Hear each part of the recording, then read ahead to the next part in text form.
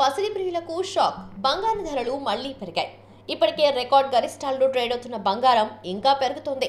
దీంతో ఇప్పుడు గోల్డ్ కొనాలనుకునే వారికి ఏం చేయాలో పాలుపోవట్లేదు. ఫిబ్రవరిలో పుత్తడి ధరలు భారీగా తగ్గిన సంగతి తెలిసిందే. అసలు ఆ నెలలో బంగారం రేటు పెద్దగా పెరిగిందే లేదు. మార్చిలో చుక్కలు చూపిస్తున్నాయి. మామూలుగా కాదు, భారీ స్థాయిలో ఎగుబాకుతున్నాయి. 700, 800, 900 చొప్పున పెరుగుతుండటం ఆందోళన కలిగిస్తోంది.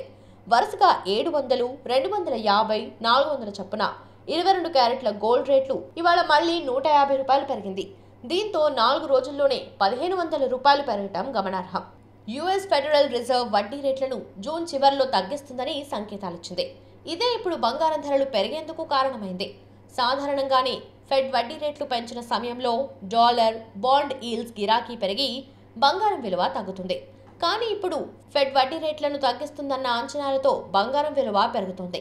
దేశీయ మార్కెట్ల విషయానికొస్తే హైదరాబాద్లో 22 క్యారెట్ల పసిడి రేట్ ₹150 పెరిగి తులం ₹60,250కు చేరింది. ఇదే సమయంలో 24 క్యారెట్ల గోల్డ్ ధర ₹170 ఎగబాకి 10 గ్రాములకు ₹65,730 వద్ద ఉంది. ఇదే ఢిల్లీ మార్కెట్లో కూడా పెరిగిందని చెప్పొచ్చు. ఇక్కడ కూడా 10 గ్రాముల పసిడి రేట్ 22 క్యారెట్లకు పై ₹150 పెరిగి ₹60,400 మార్క్ వద్ద ఉంది. 24 క్యారెట్స్ గోల్డ్ రేట్ తులానికి ₹170 పెరిగి ₹65,880 వద్ద ట్రేడ్ అవుతుంది. బంగారం ధరలు పెరిగిన నేపథ్యంలోనే వెండి రేట్లు కూడా పుంజుకుంటున్నాయి.